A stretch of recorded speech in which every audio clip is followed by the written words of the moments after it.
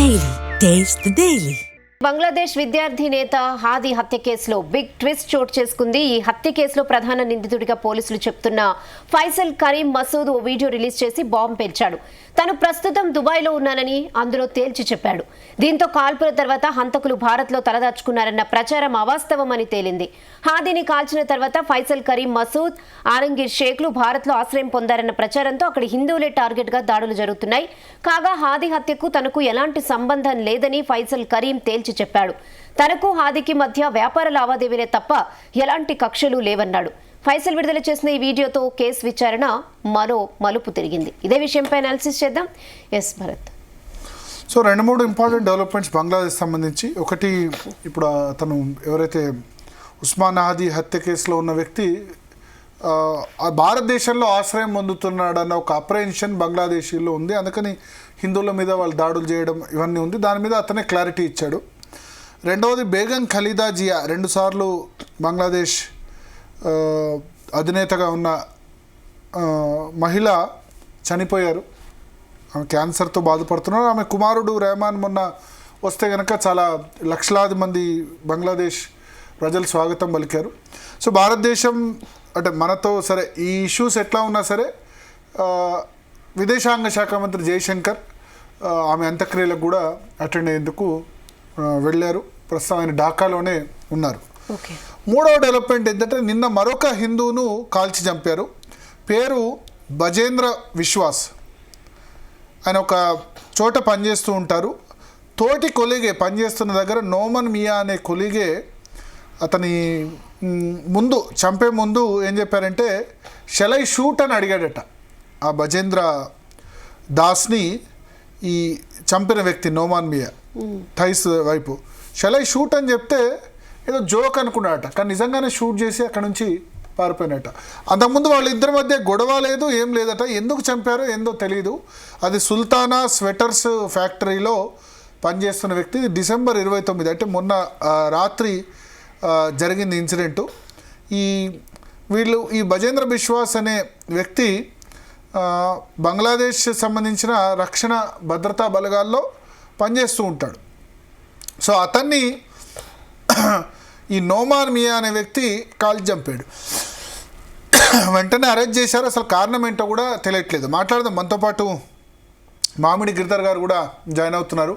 గిరిధర్ గారు, సో ఒకటి ఈ స్టేట్మెంట్ ఒకటి ఏంటంటే, అతను భారతదేశంలో ఉన్నాడు, ఎవరైతే ఉస్మాన్ హాదీని చంపిన వ్యక్తి అన్న వ్యక్తి అతను వీడియో స్టేట్మెంట్ రిలీజ్ చేసి నాకు హత్యకు సంబంధం లేదని చెప్పి దుబాయ్ నుంచి వీడియో రిలీజ్ చేశాడట. ఇది కాంట్రడిక్షన్ లా మీకు కనిపించట్లేదా?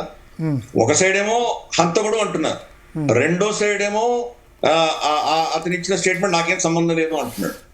కాబట్టి హంతకుడు భారతదేశంలో లేదు అనడం కదా.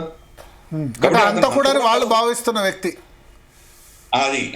వాళ్ళు భావిస్తున్న వ్యక్తి. ఎందుకంటే పక్కన ఎవరో ఉన్నారు కదా, అతను గాలి చంపేటప్పుడు గర్ల్ ఫ్రెండ్ ఎవరో ఉన్నారు, ఆమె చెప్పు ఉంటుంది బహుశా ఇతనే గాలి చంపాడు కరీముల్లా అనే వ్యక్తి.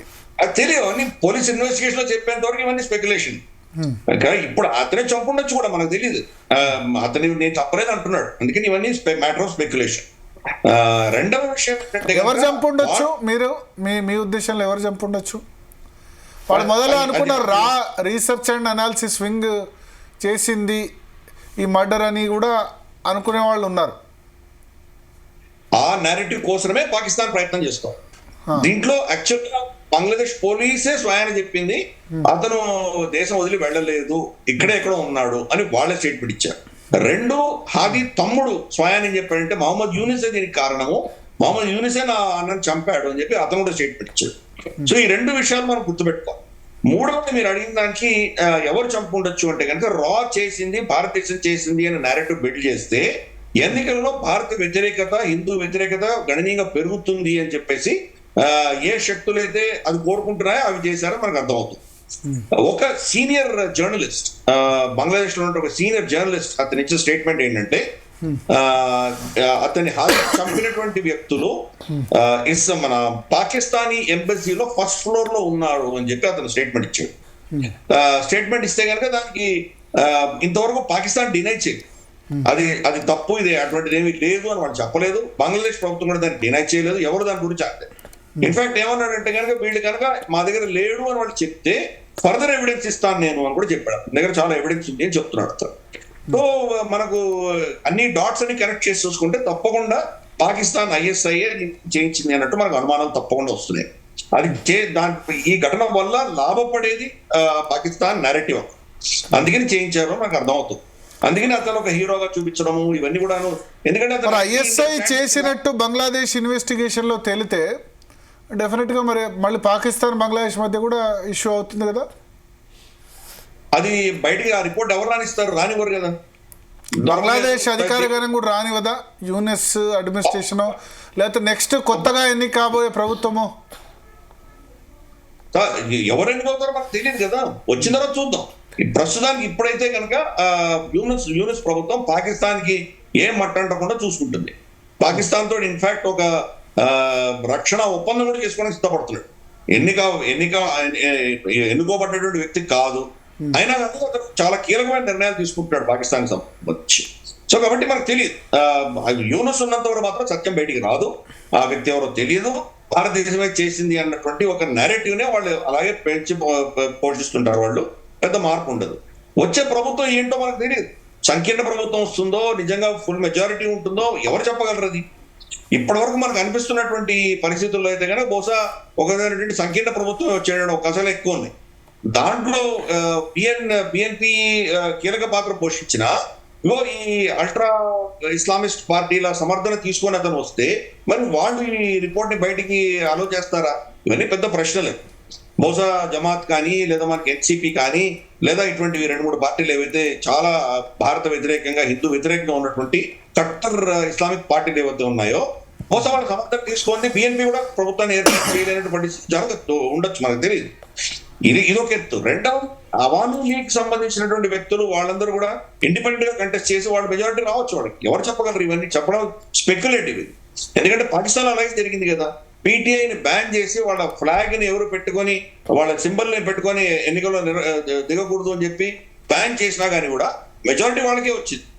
కానీ సింగిల్ పార్టీ వీడికి మెజారిటీ ఉంది అని చెప్పి వీడిని మళ్ళీ షాబాష్ కూర్చోబెట్టారు అక్కడ.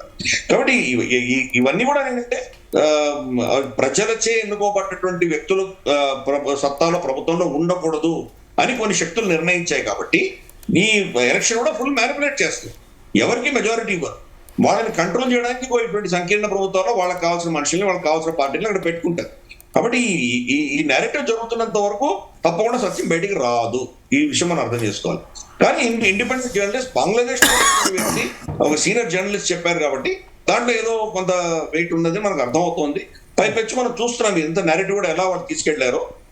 హదీ తమ్ముడు వచ్చి దీనికి మహమ్మద్ యూనిసే కారణం అని చెప్పేంత వరకు కూడా భారతదేశమే చేసింది, రానే చేసింది అన్న నెరేటివ్ చాలా విస్తృతంగా వాళ్ళు స్ప్రెడ్ చేసింది. కాబట్టి అక్కడ బంగ్లాదేశ్ జరుగుతున్నదంతా కూడా నేరేటివ్ వార్ జరుగుతుంది. బంగ్లాదేశ్ కి భారతదేశానికి ఎటువంటి ఇబ్బంది లేదు. మనం వాళ్ళని ఇబ్బంది పెట్టవలసిన అవసరమే లేదు. మనకి చాలా చిన్న దేశం, మనకి ఇంకా చాలా పెద్ద ప్రాబ్లమ్స్ ఉన్నాయి. చైనాతో ప్రాబ్లమ్స్ ఉన్నాయి, మనకి అమెరికాతో ప్రాబ్లమ్స్ ఉన్నాయి. దాని మీద ఫోకస్ చేస్తున్నాం. కానీ బంగ్లాదేశ్ లో ఈరోజు ఫుల్ నెరేటివ్ మాకు వ్యతిరేకంగా ఇదేదో చేస్తున్నారు వీళ్ళు అని చెప్పేసి వీళ్ళ బేగం ఖలీదా జియా మరణించారు. అంత్యక్రియలకు జయశంకర్ అటెండ్ అవుతున్నారు. అంటే BNPతో పెద్దగా సంబంధాలు ప్రో ఇండియా అంటే షేక్ హసీనా అనే అనుకునేవాళ్ళు. సో ఇప్పుడు రెహమాన్ కూడా వచ్చారు, అధికారంలోకి ఆ పార్టీ రాబోతోంది, ఎలక్షన్ జరిగితే అధికారంలోకి రావచ్చు అంటున్నారు. సో దీనికి అటెండ్ అవ్వాలా? అంటే జయశంకర్ దీనికి అటెండ్ అవ్వడం కరెక్టేనా ఈ ప్రస్తుత పరిస్థితిలో? తప్పకుండా కరెక్టే అది. ఎందుకంటే మోదీ గారే 2015లో ఖలీదా జియాని కలిశారు కదా. అప్పుడు ప్రధానమంత్రి కాదు, అయినా కలిశారు. ఆ ఫోటో కూడా ఆయన ట్వీట్ చేశారు. మనకేంటంటే పార్టీలకు అతీతంగా మనం ఆ దేశంలో ఉన్నటువంటి ప్రజలు, ఆ దేశ ప్రభుత్వంతో మనం ఎంగేజ్ చేయాలి. కాబట్టి అన్ని ఆప్షన్స్ మన దగ్గర పెట్టుకోవాలి. బేగం ఖలీదా జియాకి ప్రాబ్లం ఏంటంటే కనుక తన భర్త అయినటువంటి జియా అని రా చంపింది అని ఒక ఆవిడ చాలా దీర్ఘంగా ప్రగాఢంగా నమ్ముతుంది ఆవిడ. కాబట్టి భారతదేశం మీద ఒక వ్యతిరేకత ఆవిడలో చాలా డీప్ గా ఉంది. కానీ BNP అన్నది బంగ్లాదేశ్ నేషనలిస్ట్ పార్టీ. అంటే వాళ్ళు పాకిస్తాన్ కూడా వ్యతిరేకం, పాకిస్తాన్ వ్యతిరేకం, పాకిస్తాన్ జోక్యం వాళ్ళు సహించరు వాళ్ళు. కాబట్టి మరి అటు కొడుకు కూడా మనం చూస్తే కనుక అలాగే ఆ ధోరణిలో మాట్లాడుతున్నాడు. మరి పాకిస్తాన్ ఊరుకుంటుందా? వాళ్ళ అధీనంలో లేనటువంటి, వాళ్ళ మాటలు విననటువంటి ప్రభుత్వాన్ని వాళ్ళు పర్మిట్ చేస్తారు అక్కడ, పెద్ద ప్రశ్న. అలాగే ఈ జాతీయవాదంతో వాళ్ళు కొన్ని శక్తులు, ఇంక్లూడింగ్ అమెరికా కావచ్చు, చైనా కావచ్చు, వాళ్ళకి ఎటువంటి కంట్రోల్ పోతుంది అనుకుంటారో మనకు తెలియదు. కాబట్టి ఇవన్నీ కూడా రాబోయే రోజు చూడాలి. బేగం ఖలీదా జియా పార్టీ యొక్క చరిత్ర చూస్తే భారత వ్యతిరేకత, హిందూ వ్యతిరేకత చాలా ప్రస్ఫుటంగా మనకు కనిపిస్తుంది. ఈవెన్ రెహమాన్ కూడా మనం చూస్తే గతంలో బీబీసీతో ఆయన 17 సంవత్సరాలు ఎగ్జైల్ లో ఉన్నప్పుడు బీబీసీకి ఇంటర్వ్యూ ఇచ్చినప్పుడు ఆయన చాలా స్పష్టంగా చెప్పాడు ఒక ఇంటర్వ్యూలో, మా దేశపు సరిహద్దుల్ని ఎక్స్పాండ్ చేయవలసిన ఆవశ్యకత మాకు ఉంది అని చెప్పాడు. అంటే మరి ఎక్కడ ఎక్స్పాండ్ అవుతుంది? ఈ మహమ్మద్ యూనుస్ చెప్తోంది అదే కదా, పశ్చిమ బంగాల్ని తీసేసుకోవాలి, లేదా అస్సాం ప్రాంతాల్లో కొన్ని టూప్రీ ఇవన్నీ కూడా టేక్ ఓవర్ చేయాలి అన్నటువంటి భావజాలం తనకు కూడా ఉంది. ఇప్పుడు అతను గెలిచినా మనకు పెద్ద మన మిత్రుడేం కాదు, మనకు చాలా సమర్థిస్తాడని అనుకోవడానికి వీల్లేదు. కానీ మనం ట్రాక్ టు డిప్లొమసీ చేస్తున్నాం కాబట్టి నిజంగా సరిహద్దుల్ని ఎక్స్పాండ్ చేసే సిచ్యువేషన్ లో బంగ్లాదేశ్ ఉందా? ఎవరూ లేరు. చైనా చేయలేకపోయింది, న్యూక్లియర్ బాంబు పెట్టుకున్న పాకిస్తాన్ చేయలేకపోయింది. కాబట్టి ఇవన్నీ జరిగే పనులు కావు. కానీ రిటారిక్, ఇప్పుడు ఉన్నటువంటి నారేటివ్ ఎలా బిల్డ్ అవుతుందో మనం అర్థం చేసుకోవచ్చు. నేపాల్ లాంటి చిన్న దేశమే మన మీద టెరిటోరియల్ క్లెయిమ్స్ పెట్టారు వాళ్ళు.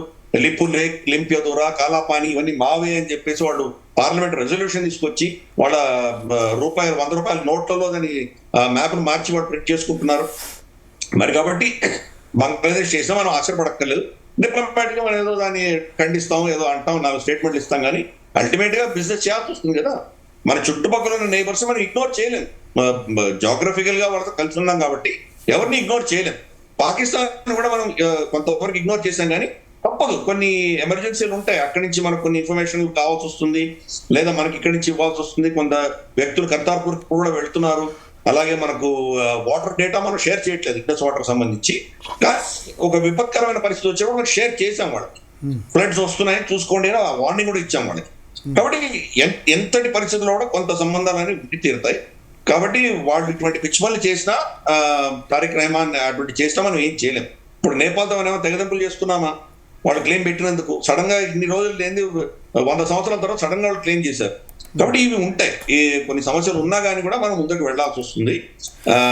కానీ గుడ్డిలో మెల్లమేలు ఈ పాకిస్తాన్ సమర్థిస్తున్నటువంటి జమాతు, ఎన్సిపి లాంటి పార్టీలు రావడం కంటే బహుశా ఎన్సిపి వస్తే బెటర్ అని మనం అనుకుంటున్నాం. అంతకంటే మంచిది మనకు ఎన్సిపి వస్తే బెటరా లేదా బిఎన్పి వస్తే బెటరా? బిఎన్పి రావాలి. బిఎన్పి వస్తేనే మనకు బెటర్. ఎన్సిపి జమాతే ఇస్లామీ పూర్తిగా pro Pakistani. Correct. Not just pro Pakistan, they are anti Hindu, anti Indian, anti Bharat. Okay. So అది మనం అదే పనిగా టార్గెట్ చేస్తున్నారు హిందువులని.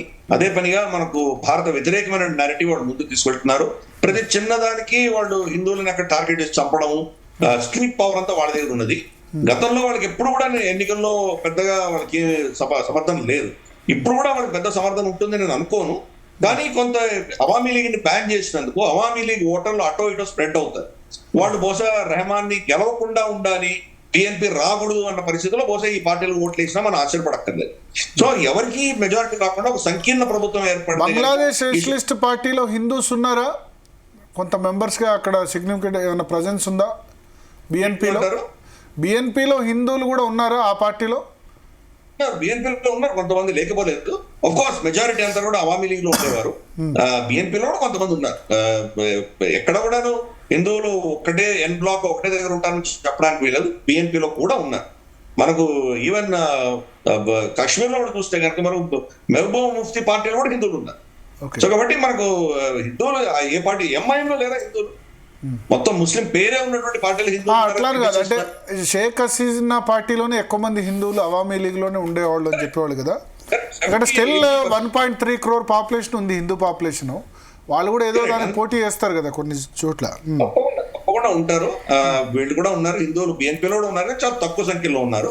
మెజారిటీ అవామీ లీగ్ లోనే ఉన్నారు. ఆ విషయం కరెక్ట్ అది. ఓకే. థర్డ్, నిన్న 3వ వ్యక్తి చనిపోయాడు ఇటీవల కాలంలో, ఈ దాదాపు 20 రోజుల పరిణామాల్లో. సరే, ఆ కారణం తెలియలేదు కానీ సడన్గా కాల్ చంపి వెళ్ళిపోయాడట. కరెక్ట్. అంటే అతను మన సెక్యూరిటీ ఏజెన్సీస్ ఉంటాయి కదా, అటువంటి దాంట్లో పనిచేస్తున్నాడు అతను. బంగ్లాదేశ్ ప్రభుత్వ ఏజెన్సీస్ లో కాదని తెలుస్తుంది.